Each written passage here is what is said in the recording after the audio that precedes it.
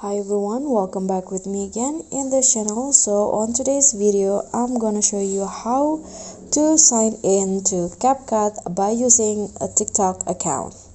So first, just start by opening your CapCut apps on your phone, and in here if you click on the Me options, there will be four options that you can choose. You can sign in with TikTok, Google, email, or Facebook. So if you want to use TikTok, just click on the first one here, the black one.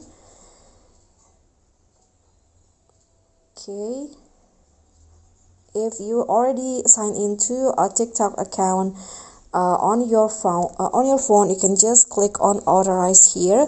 But if you haven't signed in or you don't have a TikTok account, you need to create one, and after that you need to fill in the username and also password of your TikTok account, and after that just click on authorize.